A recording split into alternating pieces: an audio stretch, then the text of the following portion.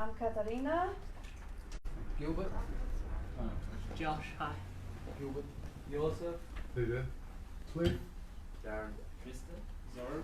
Jacinta, Paula, Natalie, Kalisha, Andy, Coral, Jane.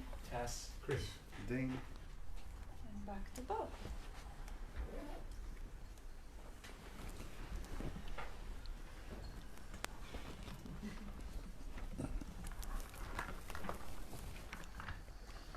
Hi everyone.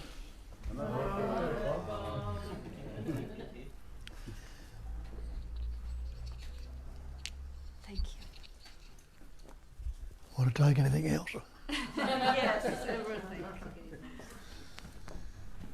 Well, you all know what we talk about. Same old, same old. Talk about no thing. And when you recognise that everything is no thing, and the no thing is everything.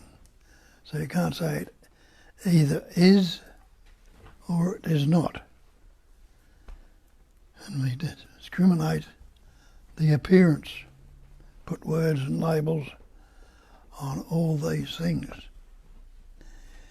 And when it's all broken down, you're a thing, I'm a thing, chair's a thing, table's a thing, the trees, the flowers. Everything is that. And that's the great mantra. I am that. Innately you know that. Because you just said, that's the chair, that's the carpet, that's the tree, that's the flower. And it's all been labelled. Words. How many words were you born with? You realise you weren't born with any words. You didn't have any words through about 2.5, when the capacity of reasoning developed in you. So wouldn't that tell you that you are prior to word? You are before the word. And the word, when you look at it, is not the thing. Take the word water, try and drink the word. Swim in it if you can. Drown in it. The word fire. Can you cook with it? Can you burn your mouth with it or eat yourself with it? So what's this word I or me? That we're taken to believe that we are. We're taken to believe that we are that because we've never questioned it. At about the age of 2.5, might be a bit earlier, might be a bit later, your parents fussing around you, speaking words, and the capacity of reasoning is developing in you at that stage, and you're hearing these words, and the parents tell you, little Billy or little Jane, or whatever your maid might be, and somebody asks you who you are now, you'll say, oh, I am Billy or I am Jane. We've taken on the belief that that is what I am. This person, this separate entity or individual. Where does the word person come from? Doesn't it come from that ancient Latin? Person meaning persona, the mask. So now when we believe we are this person or this mask, this conceptual image, that's all it is. A conceptual image we take to be real, which we call I or me. And what we do, we add other words, concepts, ideas, or images to it. I am Bob, the Australian, the good fella or not so good, the unhappy or the fearful, the anxious. I've got this or I've got that, whatever ailments I like to put on myself. But all these concepts or labels onto that pure presence awareness. That's all it is. An awareness of being present right here, right now. Presence awareness. It's not the past awareness. It's not the future awareness. It's what is going on right now. But as soon as we put that label on, that's what we believe ourselves are. Well, we are. This separate entity. This individual. This is me.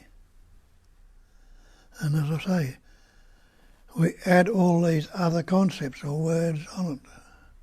I'm a good fellow having a bad trot, or I'm unhappy, or anxious, or I'm depressed, or I'm not good enough.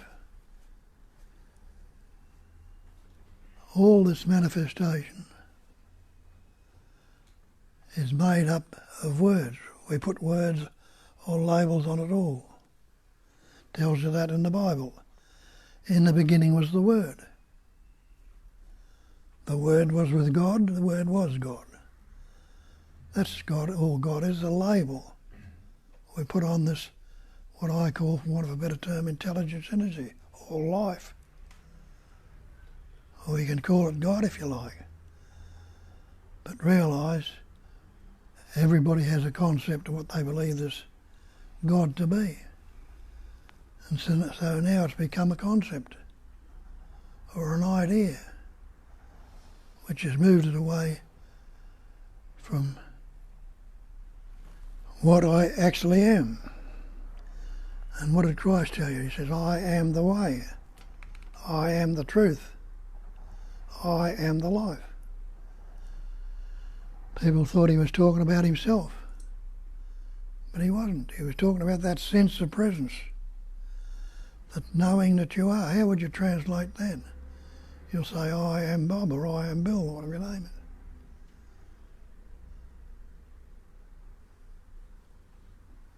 So it is the way to go. Go to that I amness. As Nisargadatta tells us. He says, stay with the I amness. The I amness is really the sense of presence, the awareness of being, the knowing that you are. They call it in Hinduism Advaita, Satchitananda, Nama Rupa. They are the five factors. Sat is existence. Chit is consciousness, and Anda is loving to be. Nama Rupa, Nama is the name we've given ourselves.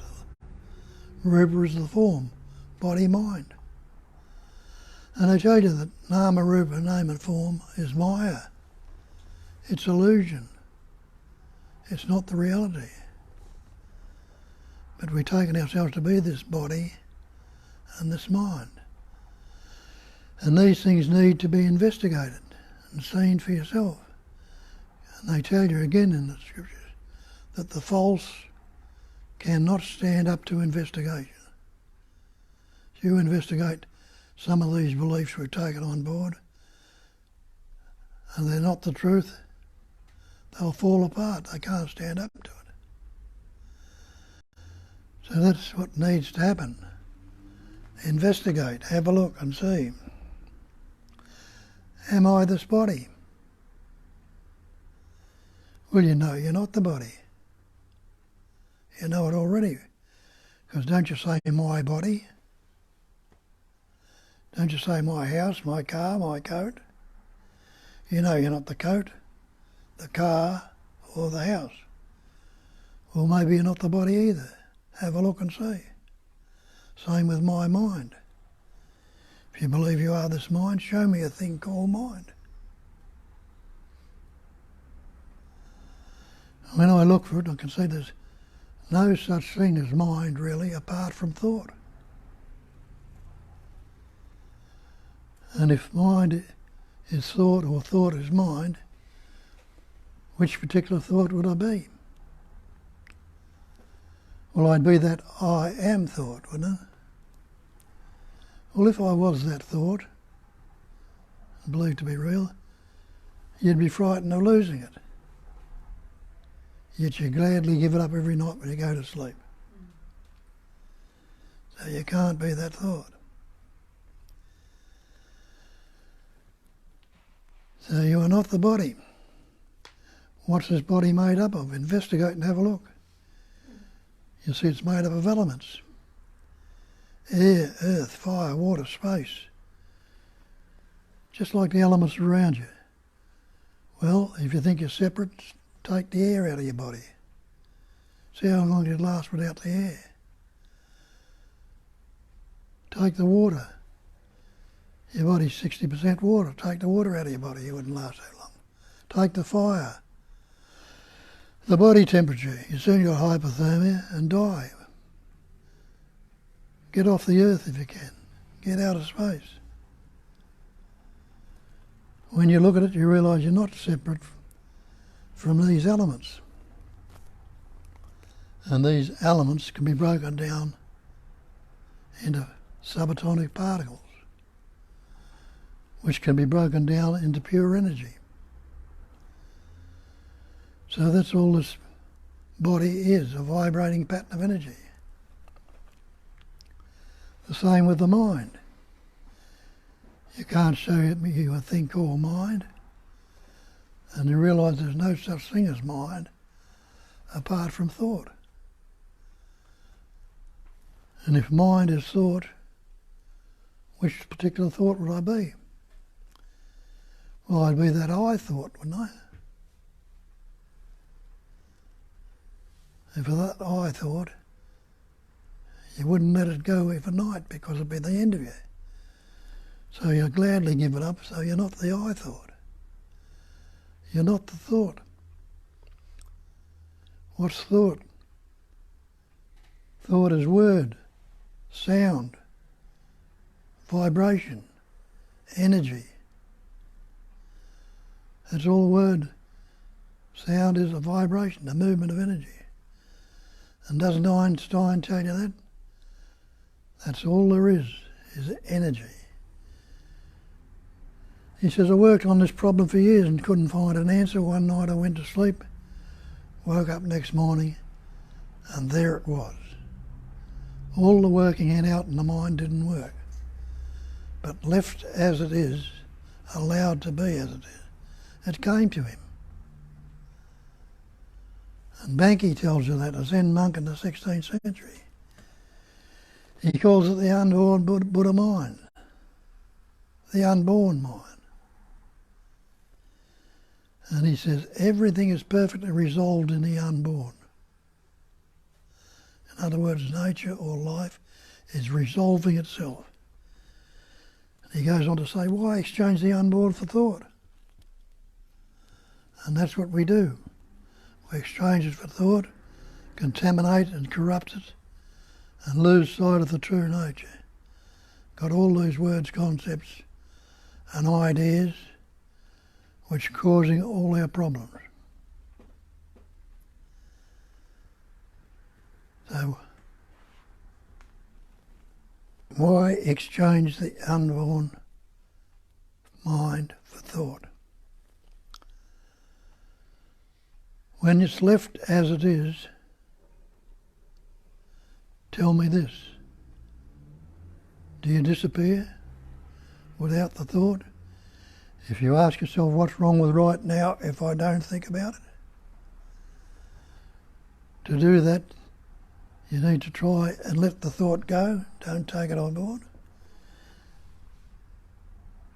And is it the end of you?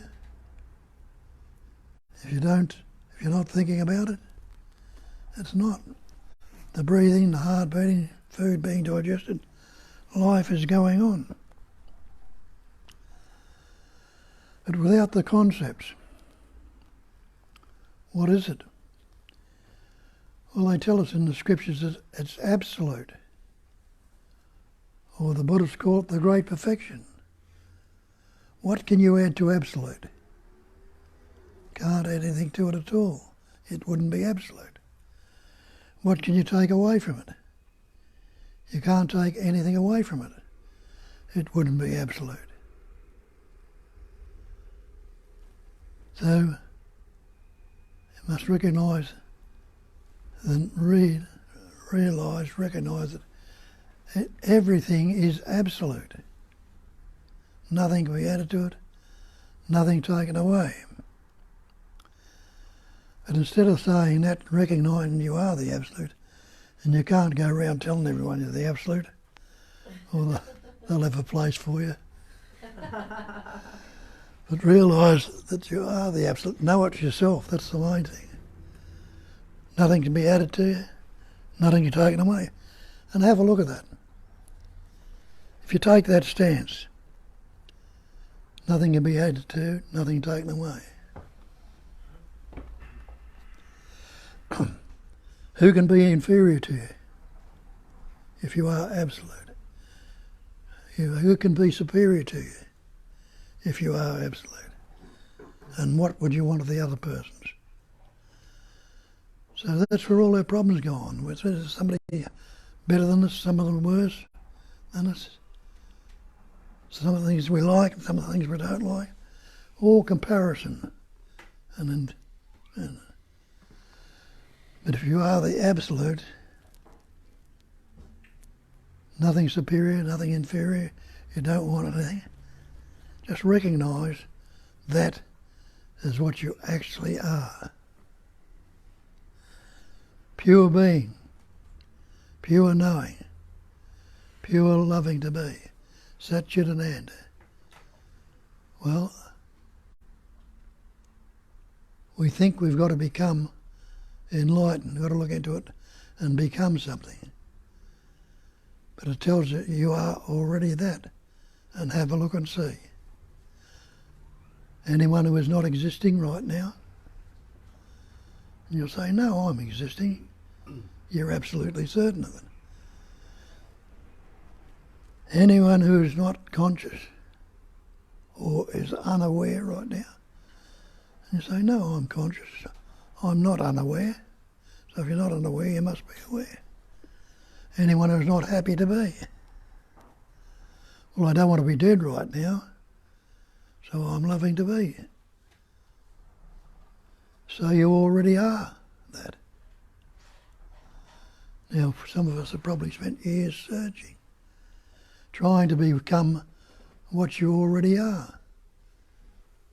Might recognise the futility of it. And the great mantra that they say is, I am that. They tell you that in the scripture. And know that, you know that already. Because you say, that's the chair I'm sitting on. That's the carpet on the floor. That's the room. That's the space in the room. That's the tree. That's the flower. You already know that everything is that, which we discriminate with the word. We put the word or the label on and discriminate it. And take the word to be real. But I pointed out the word's not the thing. But now we've got the idea we are. This concept, this word. And that's what they call it in Buddhism, the great perfection. They give it you there in one sentence. The great perfection. Nothing can be added to the perfect, nothing taken away. And they say the great perfection is non-conceptual awareness. That awareness is that you are right now, without any of the concepts. So you are already, always have been, and always will be that. But we've taken ourselves to be this conceptual image, and out of habit we keep reinforcing it, not investigate, and so we continue dividing the indivisible and separating the inseparable. And this causes problems. For it's only me that can be unhappy. Only me can be anxious. Only me can be depressed, guilty, or fearful. Me is the cause of all the psychological suffering. And the anxiety, the fear, the guilt, the shame, the anger, all these things are the effects of the cause.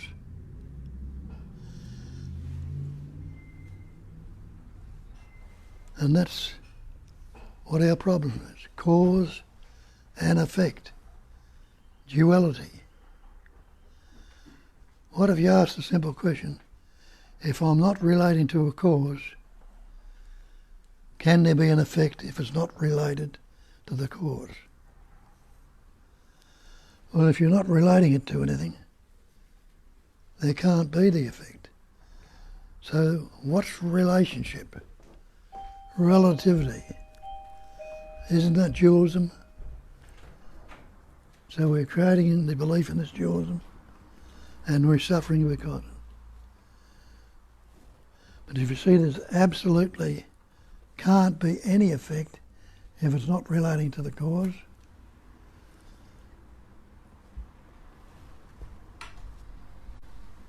And me is seen as the cause. What is this me? Isn't it the word or the concept? I am. It's me. And if it's non-conceptual awareness, what am I without the concept? Ask yourself that question. What is wrong with right now if I don't think about it? Well, to do that you need to pause the thought for a while. Just see what you can say without the thought. You can't say I am, and you can't say I am not without the thought. But without the thought, do you disappear? Is it the end of you?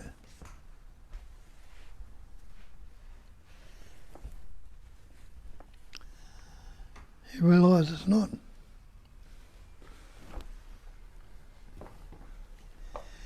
And you realise also that you weren't born with any words. So, in recognising that, you must realise that you are prior to the thought. The thought didn't come upon you till you learnt words about 2.5 when the capacity of reasoning developed.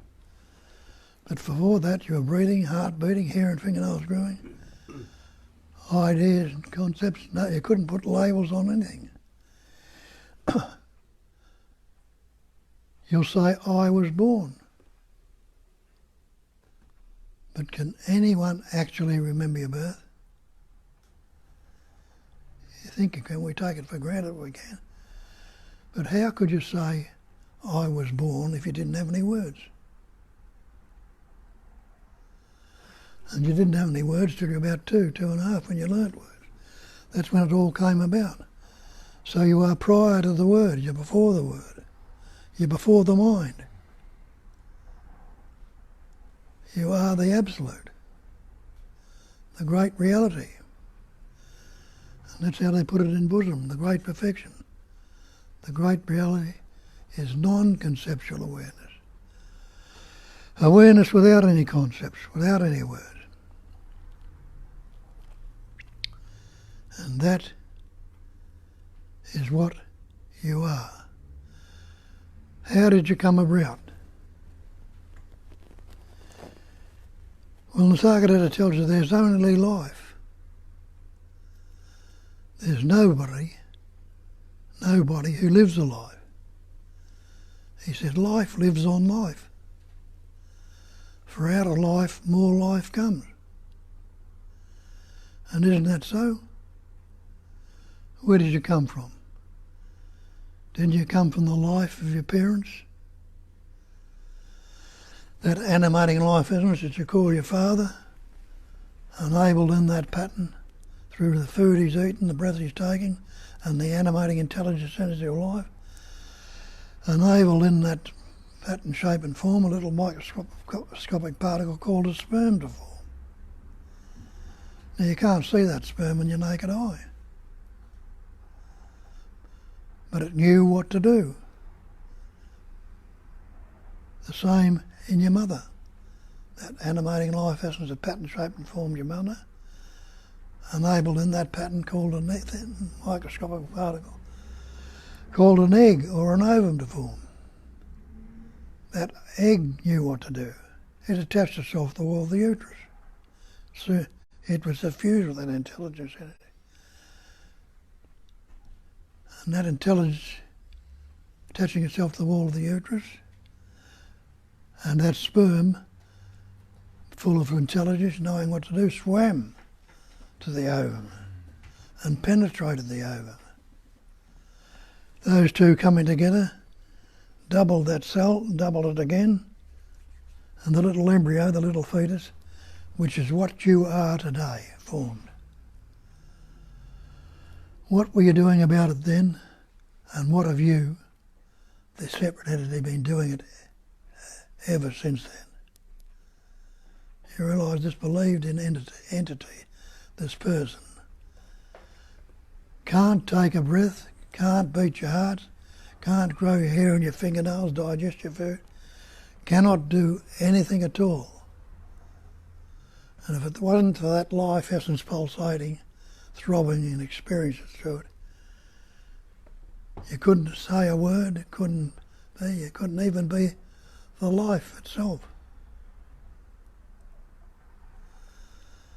But as Christ told you, I am the way, I am the truth, I am the life. Not talking about himself, talking about that primary thought, that sense of presence, which translates to the thought I am. But see what we've done with it. When the parents told you little Johnny or little Billy, someone now asks you, who are you? Instead of saying I am the absolute, you say I am little Johnny or little Billy. Take yourself to be this separate entity, this individual.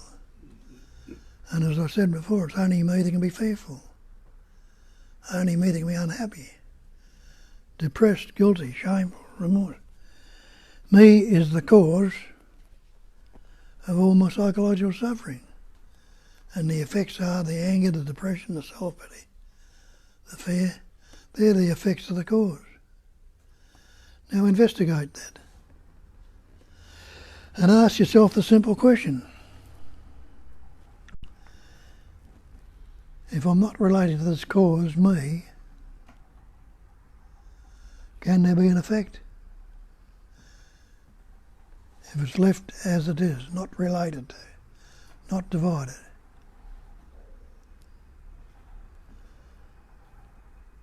And if I'm not relating it, left as it is, it's just that pure being. What's relationship?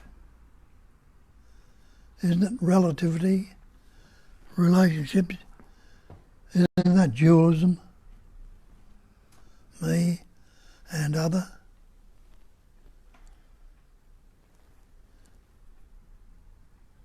So in investigating and see that there's no me, there can't be anything other. Now watch that, see how your mind works. 400 years ago, Shakespeare told you there's nothing either good or bad, but thinking makes it so. And have a look and see how thinking is happening.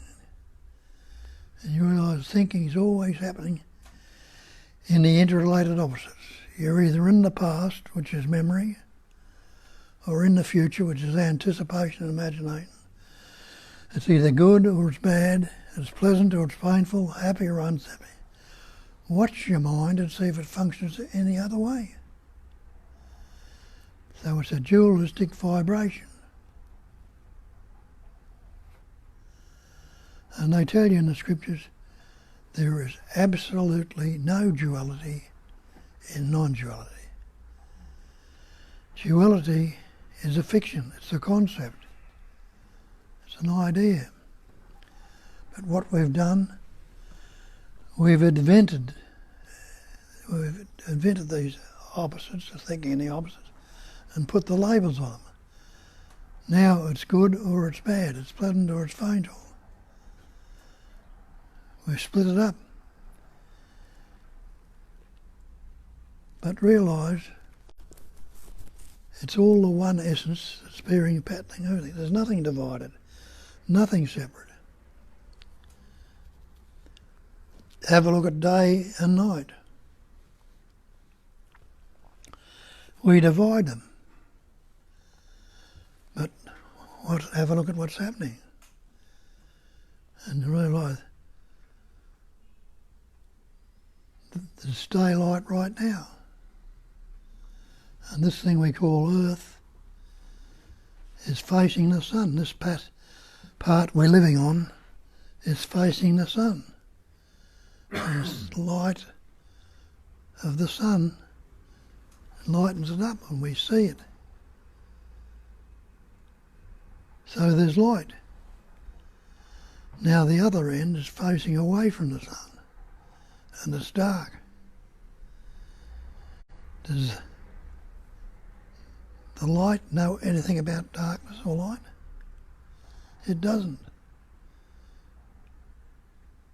It's two ends of the one thing, dividing, seemingly dividing, but they're not.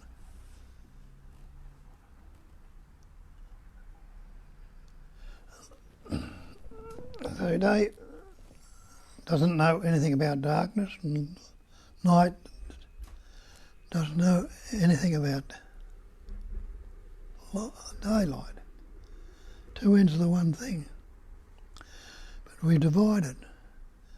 Now the same with these thoughts. As soon as we divide them, we're liking one and not the other. We see how that works in your mind. Thought comes up, not realising that everything is transient in this manifestation. I mean by transient, it's constantly changing. It's got no duration, no time. Time is duration. Time has a beginning, a middle and an end. But the timeless, spontaneous. As it's beginning right now, it's already ending and beginning and it's not no duration. So the thought comes up. It's good. And of course, we want the good things to stay there. We don't want them to go. Not realising that it's transient. No matter how much you love them, how much you want to keep them there, it's going to change. And we don't want it to go. So what do? We resist it from going. We try to keep it there, to keep the good things, and so they stay as the one and be happy and get rid of the bad. So we resist them, try to resist it from going. Realise that resistance is conflict. If you're resisting anything at all, you're in conflict with it. You're fighting with it.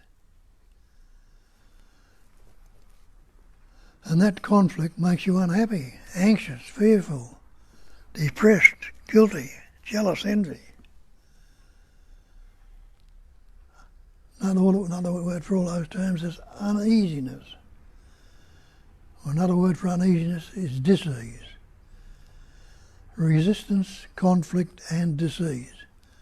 That's what's going on in your lives most of the time. You're unhappy, feeling sad. All this conflict going on. What happens to the other way around? Something comes up that you don't like. Oh, I shouldn't be thinking this is a bad thought. Get me into all sorts of trouble. I've got to get rid of it. What do? We resist it again. Again, more resistance, conflict and deceit. So we're constantly in this resistance, conflict and disease. What happens if I investigate this way this is functioning and see that me is the cause of all my psychological problems? The believed in me and the effects are as relating to this cause, and investigate and see the cause, me, is a fiction. Hasn't got any power. Can't stand on its own. It's not separate from the other. So, instead of trying to make it come back again and resisting it or trying to force it out, realise just as the earth continues to roll about the sun, and daylight and darkness comes and goes, but they're not in opposition to one another, they're not fighting with each other. Left as they are, they come about, they change. See what happens if you give up the conflict in this body, the resistance of things, and see the good and the bad are not separate things. They're two ends of the one stick, two sides of the one coin. And left as they are, they'll come about. And have a look and see how that's functioning in its manifestation. Day, night, winter, summer, incoming tide, outgoing tide. All the seasons, winter, autumn, summer, winter. All the concepts. All the patterns, shapes and forms. All changing constantly.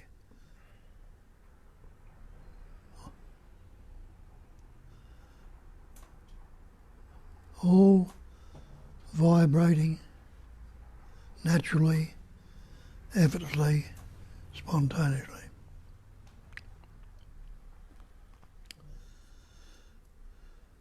So if I look and ask this cause and effect, and ask myself, now if I'm not relating to this cause, me, if I ask the simple question, can there be an effect if it's not related to a cause?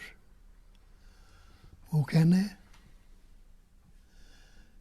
If it's not related to the cause, isn't it just as it is? And isn't what is unmodified, unquestioned, unmodified, just as it is, left as it is?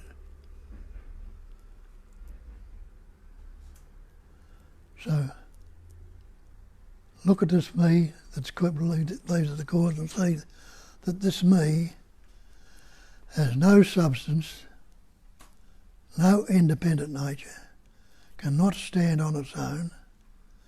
It's a fiction, just a concept.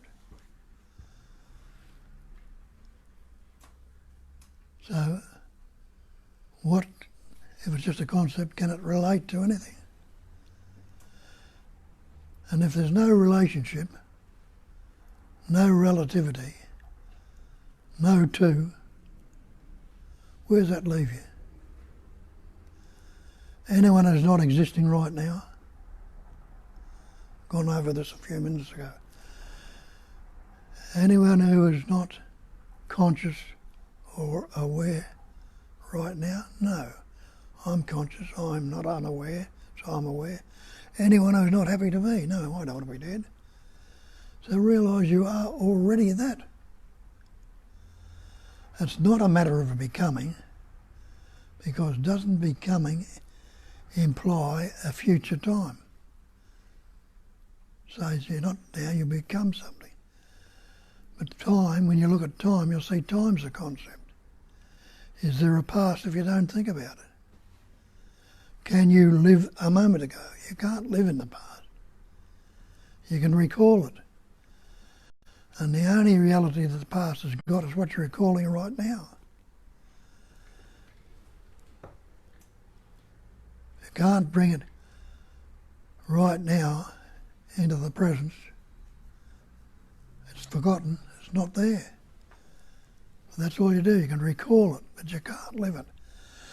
The same with the future, you can anticipate and imagine what you're going to think next, but you can't actually live in the future. And that anticipation and imagination can only take place right now. You can't go to the future and anticipate it, because time's a concept. It's only this presence awareness.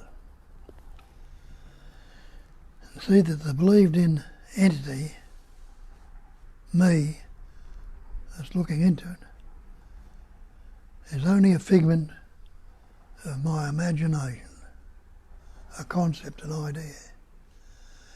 Nisargadatta tells us that quite plainly. He says, nothing can trouble you except your own imagination. That's a mighty good one if you look at it. Nothing at all can trouble you except your own imagination. We'll break that word imagination down to image in, imagine. And isn't that what we're doing? We're creating mental and conceptual images, taking them to be real, and put the energy of belief into it. And isn't that what your trouble is? What you are imaging in, imagining.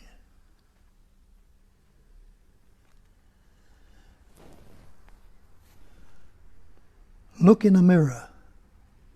What do you see in the mirror? You realise you see a reflection or an image in the mirror. There's a mirror at the end of the room. Have a look and see for yourself. You can't say it's not there, because that mirror is full of reflections, absolutely chock-a-block. The space that's seemingly in the mirror, that's reflected in the mirror too. It's full of reflections. Now you can't say they're not there. Another word for reflections is images. You'll see your face in the mirror, an image in the mirror, or a reflection in the mirror. Can't say it's not there, but go up to the mirror and try and grab a reflection out of it. You can't say it is there, because you can't grab a reflection. It's only an appearance that we've taken to be real. So when Nisargadatta tells you nothing can trouble you except your own imagination, see, that's true. And he says you're dreaming a dream you call the world. And he says stop looking for ways out. We're trying to get out of this dream-like world with our concepts and ideas.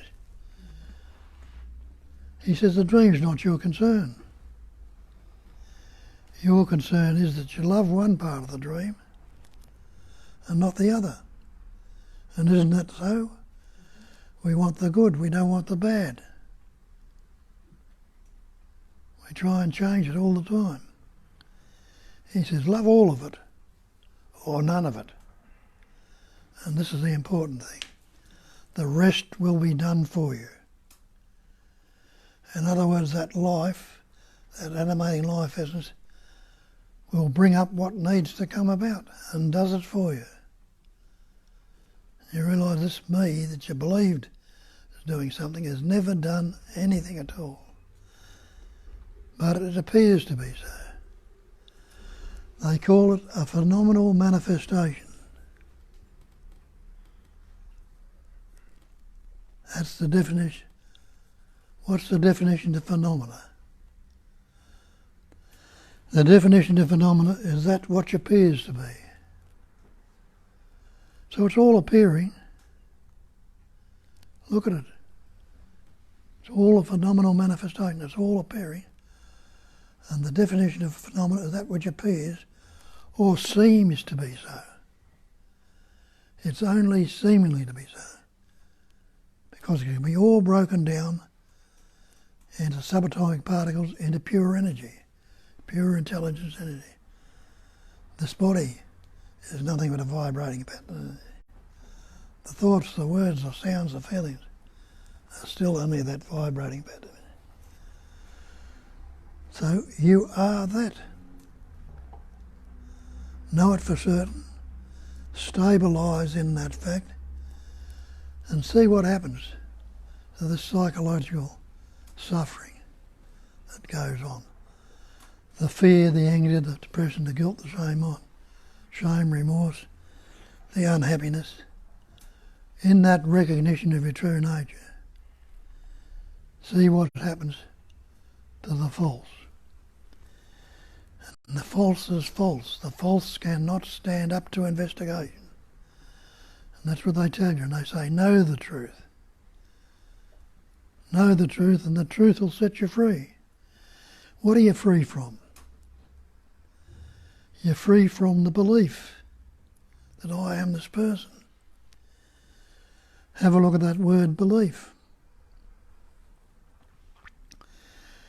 The dictionary definition of belief is an unquestioned acceptance of something in the absence of reason. We've taken all this for granted without questioning it, and we're accepting it to be so. An unquestioned acceptance of something in the absence of reason. Acceptance of an alleged fact. It's been alleged that we are these persons, we are this body, mind. This world has a beginning and an end. Acceptance of an alleged fact without positive knowledge or proof. Well, put your beliefs to this test and see if they'll stand up to investigation. I say go down to the ocean and I'll say get me a bucket of blue water out of the sea. You'd say don't be an idiot. Because you know water's not blue, the sea water's not blue. But it's appearing to be blue. The sky's appearing blue. All sky is empty space. There's space in this room. Where's the blueness? The rainbow, the colours in a rainbow. When you investigate it, all it is the sun shining through the mist. The cloud has come down as rain and forms a mist. And the sun shines through it and breaks it up into colours. But there's no colour in the sky. It only appears to be so. The flat earth, we believe the earth was flat years ago. You know it's not flat to this day. All these things, when you investigate and know the truth, you're free from them. And you can be free from this belief that you are this person with a little bit of an investigation. Now that's what we point out to and say, start from the fact, whether you see it or not at the moment, that you already are that. I am that. That's the great mantra, isn't it? I am is that. Not the sense of the thought, not the thought, but what that thought represents, the I amness, the sense of being. So you are that. Now that's what we point to, and a lot of you know it already because you've been coming a while. Some of you, so you can express it in your terms. It might be a bit different to what I'm saying, but it can only and ever point to the one essence. That's all it ever is. And others of you might have doubts with looking into it. Well, if you've got doubts or questions, don't hesitate to ask them. Because know the truth, and the truth will set you free. So away you go. Get into it.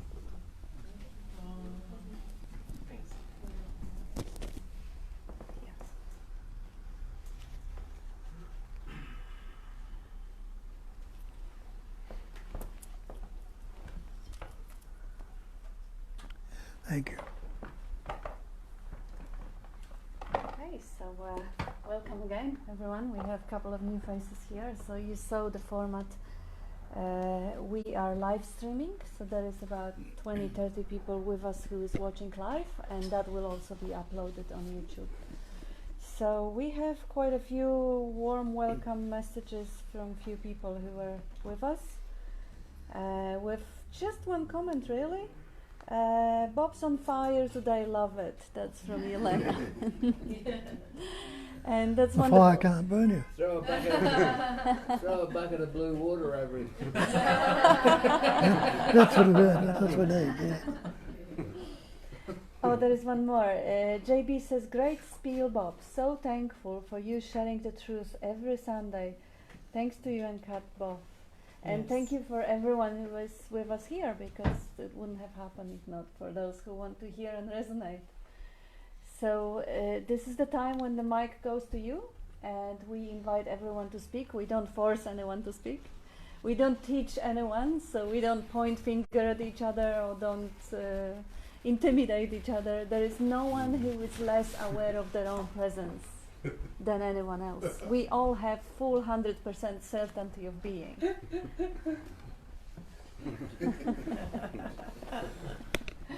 Yeah, there are people joking here behind. Yes, so anyone would like to comment, ask, question, share? There are people with beautiful clarity in this room here. And as I said before, there's no one who is not fully aware, 100% certain that they exist. So you already have that. That is already present. It's just the doubt sometimes. There is an idea on top that this is not enough. Being, existence, consciousness, bliss is not enough. That I need something more pleasure or more bliss or more joy or light.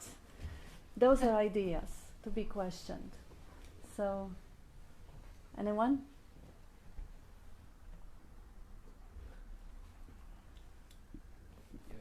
Please.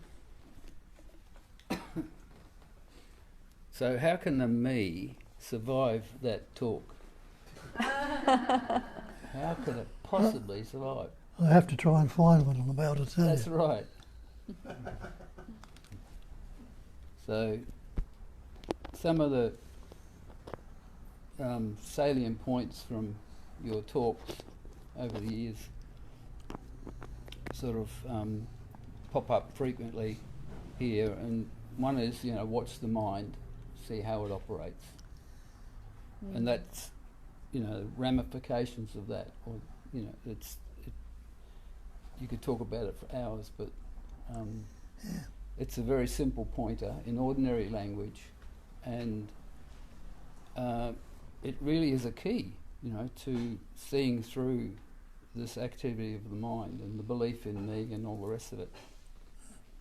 But we like stories, and so one story is that a long time ago I bought shares in an enterprise called Me, and for years I kept pouring more and more of my finances and things into this enterprise, and it gave me a lot of trouble. I didn't really get much out of it, and a little bit of happiness now and then, but a lot of psychological suffering. And then I met this guy who said, why don't you investigate that Me and see if it has any substance or independence? And I didn't do it. I didn't want to do it. But it happened spontaneously at an unexpected time. The question rose in the consciousness, and I actually saw that the story of Me and all the whole thing was a counterfeit enterprise.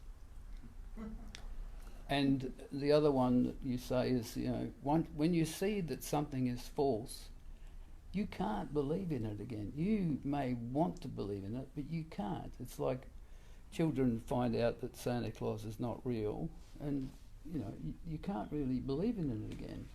You still, a child that finds out that Santa Claus is just a fictional character, he doesn't go around and spoil it for the rest of the, oh, Santa Claus is not real. There's an intelligence there that allows the younger children to indulge in the fantasy. But we're all adults now, and psychological suffering is unnecessary. That's something I heard Bob say many years ago, and it's very pertinent. It's like psychological suffering is unnecessary. It's not necessary. So investigate why this psychological suffering is going on. And it's like water in a mirage. There's nothing in it. So, yeah. There's so many pointers in your talk. It's decimating. It's like one of those companies that comes in and destroys everything with big iron balls on chains, and clears the deck. And the true nature of the mind is clear and empty. It's like what you said, awareness without words and thoughts, non-conceptual awareness. The true nature of the mind is clear and empty, and whatever appears in the mind, which you can't find anyway, is appearing on that emptiness. And it doesn't change. People talk about clarity. Oh, this one's very clear and this one's not so clear and all. But clarity itself, it's like a quality of the cosmos. It doesn't come and go. What comes and goes is this belief in being separate in different degrees. Sometimes, you're having a really bad day, and other days it seems good.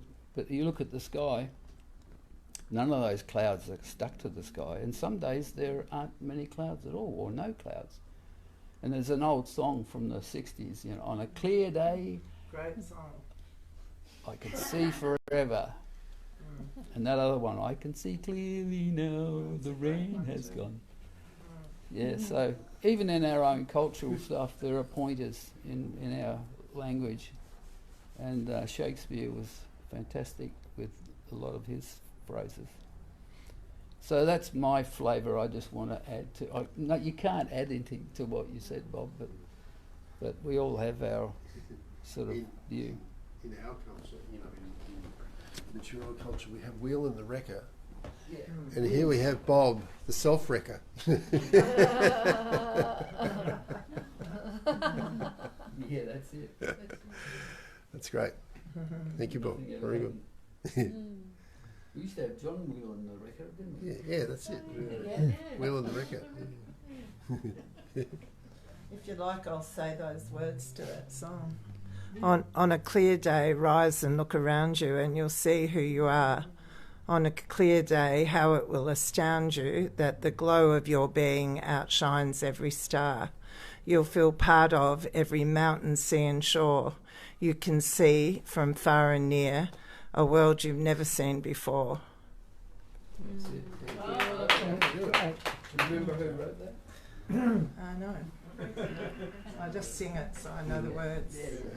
Can you sing it? Yes. Oh.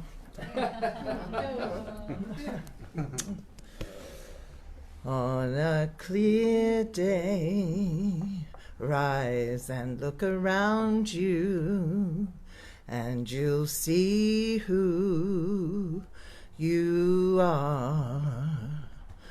On a clear day, how it will astound you that the glow of your being outshines every star.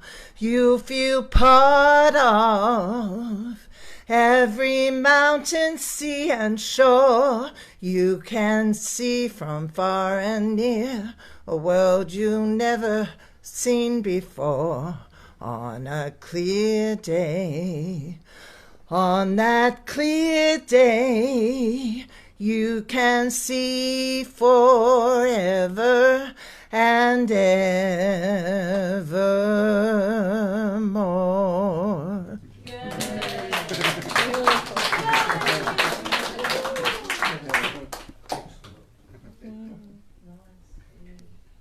And we have a question here from Tracy.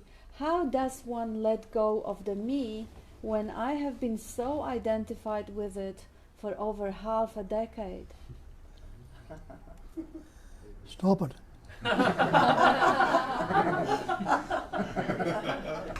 And British Julia says, thank you, Jane, beautiful. Oh, Jonathan says, thank you, beautiful. I would just say that question itself, in the question itself lies the answer. How does one let go of the me? There's the split, there's the one and the me in that question. So, yeah, that one is actually another name for the me in that question. So the me is actually a memory of you. It is not who you really are. It's just a narration or a memory of you. So just as Gilbert said and Bob said, have a look see if you can actually find that me right here, right now. Yeah, and also, can you find the I that wants to drop the me? Yeah. It's just a story. That's right. It's like, can the false self get rid of the false self? Yeah. It can't happen because it's false. So just be with what is. Free of the thought about the me.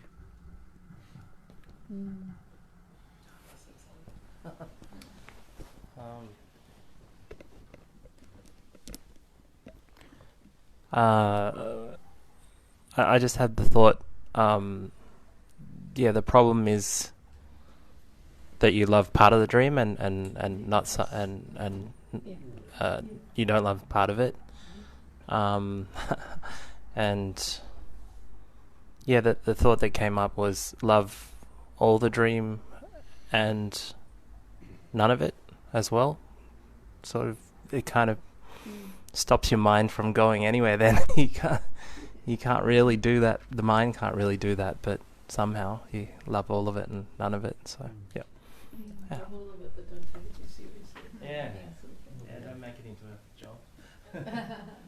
Investment.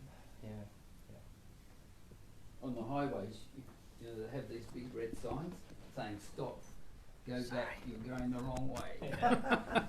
I love that sign. Turn around. Too late. Yeah. There's no right way or wrong way. Paula.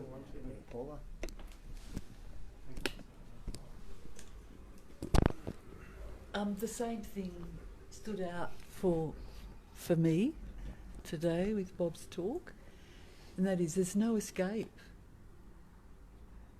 And you either love all of it or none at all.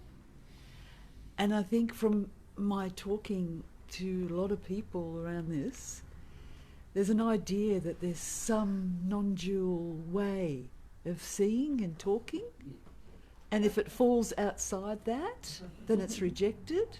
No! That's no! It's all it. How can, I am that. Beautiful. That's so, that's what stood out for me today. That's right. Yes. Yeah. Beautiful. Yeah, and I'll just add to that, a lot of people say, oh, so-and-so hasn't got it, or so-and-so hasn't got it, or, that one, they're in their head and they haven't got it and they don't get it. And you already are that. Yes. So who the hell, has the right to say someone isn't what they already are? I think that's ironic.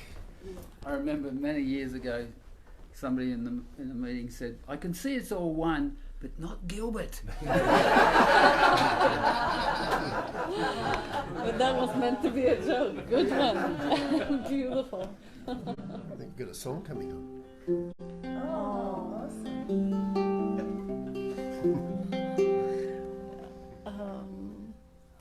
This reminded me of a poem by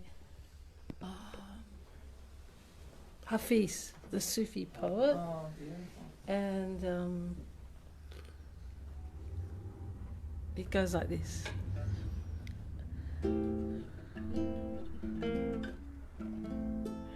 Beyond all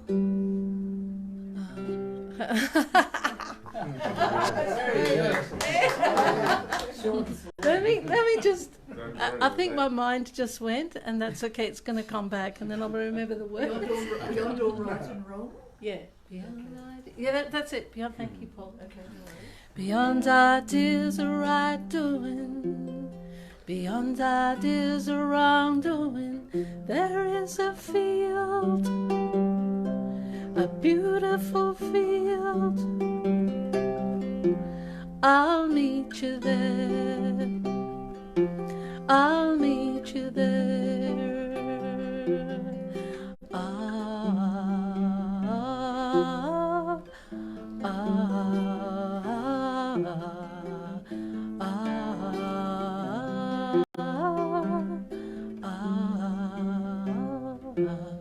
Beyond ideas of right doing, beyond ideas or wrongdoing, there is a field, a beautiful field.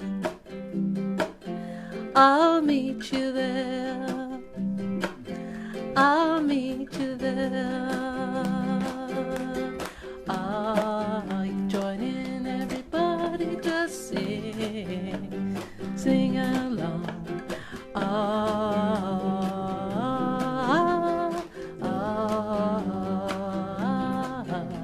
Beyond ideas of right doing, beyond ideas of wrongdoing, there is a field, a beautiful field.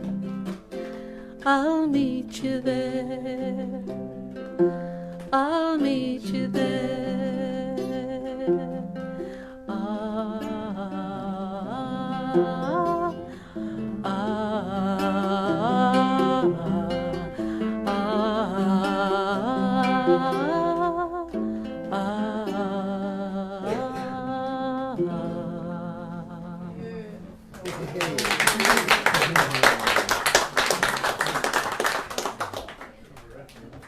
We'll be right back after this commercial break. And American Julia is saying, beautiful song, can I buy it on iTunes? Don't buy it on iTunes, buy it on Bandcamp. Bandcamp pays musicians. But yes, One time at Bandcamp. yes, Julia is American. She's a buyer, but by supporting musicians. That's right. And we miss you, Julia. And there is a couple of comments here. There's one from Michael. Michael Wellahan, the record, listening in and loving hearing all those big demolition balls swinging. Love to you all, and special thanks to you, Bob and Pat. And British Julia says, wonderfully musical Sunday satsang. And it is wonderful. And for those who are here rarely or who are here for the first time, it is special. It doesn't happen every time. It actually never happened before. Not that there is any time or any past, but Nothing ever happened. nothing ever happened, yes. And Nat says, wow, lots of amazing singers, beautiful. How I wish I was there. You are. Everyone is always here. And American Julia says, I miss you all. I wish I was there in person, but I'm grateful to see it now. Yes, there is no person. That is yes. We wish you were here as well, and I hope we see you next week. Oh no, in a couple of weeks, but soon. And Vivek says, no more missing. Love to all. Thank you. And yes, the person, being in person, a believing of being in person, and what so many people said here, the idea of a person, the construct of a person, or a costume that you could say the person is, like a Santa Claus is wearing a costume. There is no Santa, it's a guy wearing a costume. The same way, there is no Katarina, there is just a body. Wait, there's no Santa?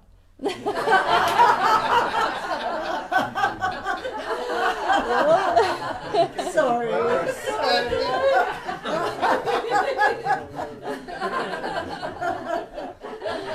Lies, lies. All my life is lies. It's true.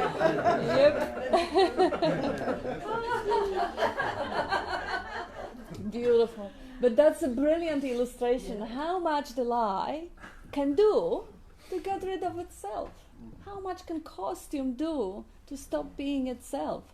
How much can persona do, or how much can words do? Words or persona or image or costume doesn't have any power at all, apart from the alleged power of belief that we give it. You know, Santa felt real, didn't it? Or Earth felt flat or whatever when it was believed. But yeah, so that's just the belief to invitation to question. That's the invitation to question. I love that little line that Bob says about belief. Can you tell us that one again, Bob? About The dictionary what's definition. the definition of belief? The definition of belief is non-Christian acceptance of something in the absence of reason. Acceptance of an alleged fact without positive knowledge or proof. Yeah. And that me was an alleged fact without any proof. Who said no problem? Oh, who didn't? A Nobody. lot of people said it. Nobody It's, said it. yes, credited to a lot of people. No self, no problem. Or no me, no problem. No mind, no problem. A lot of people is credited, and it's probably been said over thousands of years, but by many. But that's how simple the truth is. That's a good T-shirt. No problem. Yes. Yeah. No cause, no effect, yeah. You always that's think right. what's causing the problem, you know, and the cause being the me, the effect being the so-called problem, yeah.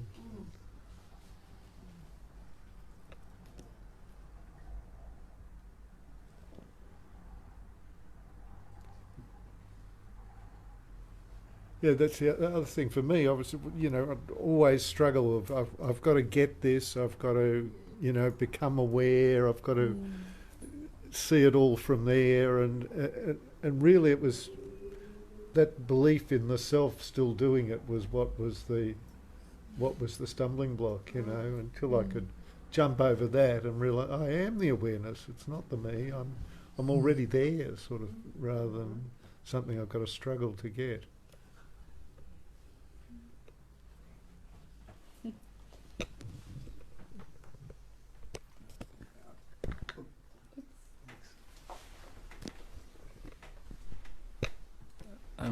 I suppose for years the struggle here was that I needed to change the me, whereas now it's like, well, it's just the me. There's nothing to change. There's just nothing to identify with, which allows me to kind of see it for what it is and really know it in its full character. So yeah, that was a key. That was a really significant key that's turned things right around. Beautiful. End of the self-development and self-growth spirit and all that fixing stuff. But good to see that how that sort of still impacts kind of perception. Yeah. Yeah. So it's Beautiful point. And self-esteem, a huge industry of self-esteem. Yes. I know, yeah. Fake it till you make it. Be confident. Yes. Believe in your dreams. Believe in yourself. Oh, that'll be $20,000, please. That's right. And we have a nice comment from Michael. He says belief, but he put a couple of lines. B-L-I-F, the way you spell belief. Oh, that's a good B-L-I-F. The word itself tells the truth. Lie is the basis of the world, of the word. The lie is in the center of the word belief. Brilliant. Thank you, Michael. Oh, I love that. That is cute. And Vivek says, nicely said, no changing of the me, but there is only me. Yeah, the me, the word is the translation of the sense of presence. It's nothing wrong with the word, but yeah, the whole concept of I'm not good enough, I'm not lovable, I'm not strong enough, there's something wrong with me, there's something missing. I need to add something, I need to find completeness because I'm so insecure, because there is lack of confidence and vulnerability and anxiety, and everything's wrong with that concept of me. It's always not enough because it constantly compares itself with something. And this is And yet we're the absolute. yeah. There was another song, Sammy Davis Jr. It was called I've Got to Be Me. I'm not going to sing it. No, I'm not But it goes, I've got to be me, I've got to be me. What else can I be but what I am? Lovely. Yeah. It's a great song. He was a great singer He and a was a dancer, great singer. crazy dancer. But he's a bit wacky.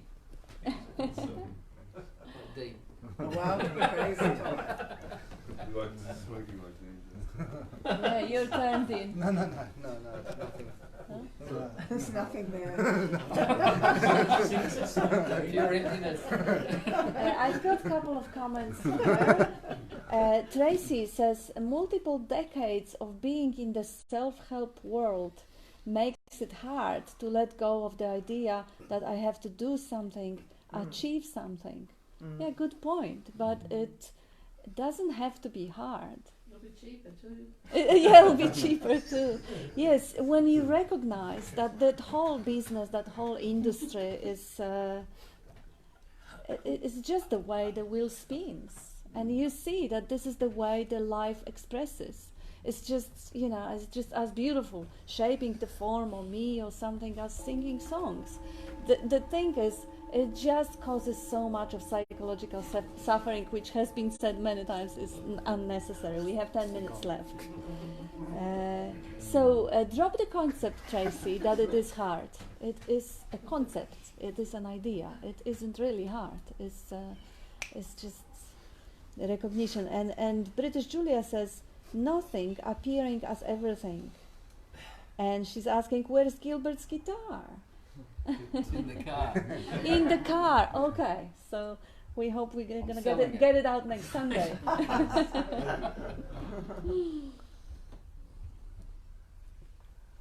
Okay, we have 10 minutes. No, nothing here. Questions, comments, arguments, songs. Just thinking of Boy George, Karma Chameleon. Ah, yeah. That's another good song. Go on. Go on, let's do it. I don't know, ready? I don't know. Karma, chameleon. We come and go. We come and go. Then that would be easy if you promised to like my dreams. Red, gold, and green. Red, gold, and green. Come. That's it. Sorry, Boy George. No, Dean. No. Come on. You're going to say something, Bob? Hmm? You're going to say something. It's an enlightening mood here. Sailor Bob's greatest hits available. On Bandcamp. And we have few beautiful songs on tribute songs on Bob's website. Yeah. Yours one is there. Oh, good. What's Strong of Right Now? Gilbert singing. So yeah, check it out. It's Sailor Bob and the Bobettes. Give me the phone numbers.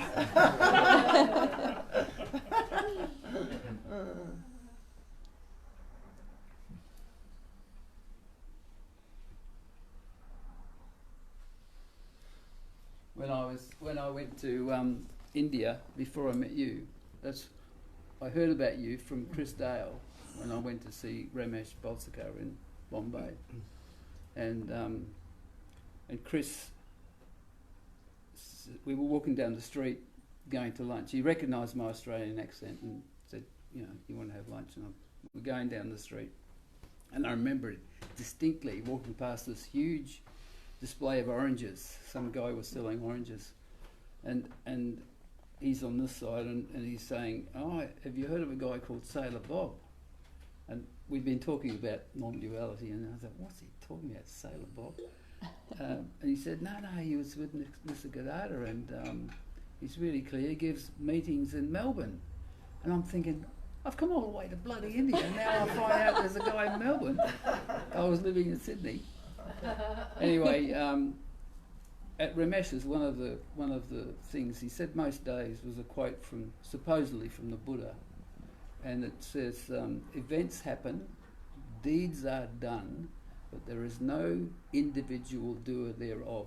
That's right. Which kind of, that's it. This doer is actually a fiction.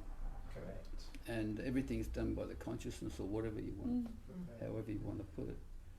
And, all the angst of doership, when you see that there's no doer, then where's the problem? Who's got the problem?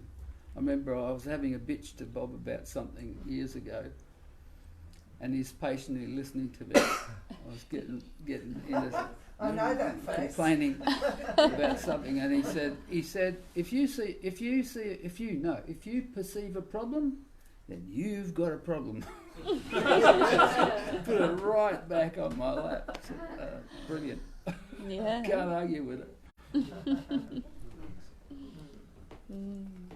Most people just steamroll over that and go Yeah, with the problem. yeah, that's right. Oh, I've got to have my problems. Like Bob said, he has no problems with his problems. Yeah, that's right. So I could t-shirt. I've got no problems with my problems. Yeah. No problems with the problems. And what are my problems really? They're just problems of the body. But if you're not the body, the fact that the body is having some ailments and some deficiencies or whatever is really nobody's problem. That's Like right. animals don't have concept that my body should be slimmer or taller or faster or blacker or blonder or something. And even when the mind is going, even when the memory is going, or when there is any sort of a brain injury or trauma, yeah, that's just what is. That's how the body-mind machine is expressing the life. Like Bob was saying, everything's the energy. So the energy goes through the super talented musical machine as the music, and it goes through broken machine as the whatever, raping and killing. And it's just the same one life. And because everything is interconnected and interdependent and is really one in essence, even those things like the pain and pleasure, the day and night, and the rape is the victim and the perpetuator, they are all absolutely necessary. Like in a greater scheme of things, who has not suffered? And when the suffering did not cause the investigation or a deeper look? Who can ever awaken who didn't fall asleep? Who can ever realize that there has never been a self? If the illusion of the self wasn't pervasive and overwhelming at first. So the possibility to see through the veil is there because of the veil. So the duality is as necessary for the experiencing and the expression as it is appearing, even though it is not there. That's why I must call it Leela, right? That's why, That's yes. the Leela, Yeah. divine game. That's all. Or Maya. Is it Leela or Lama? Leela. Okay. Leela. When I first came along in 2000, I think it was, there's a lot of people at the meetings and a lot of people suffering. They were there. They were here because they were suffering and they were looking for a way out. And they're all suffering from different things.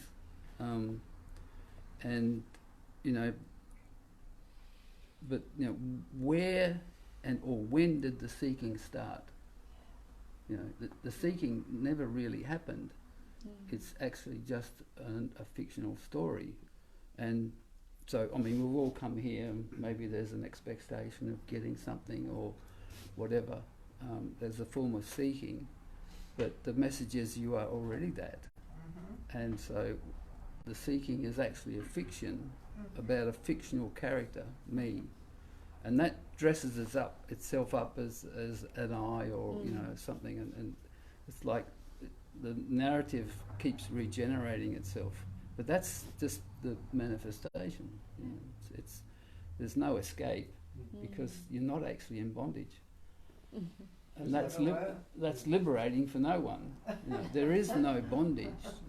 It's like it's a vacant block, but we're constantly constructing complexities and problems, and it's the nature of the mind. especially you, Cole.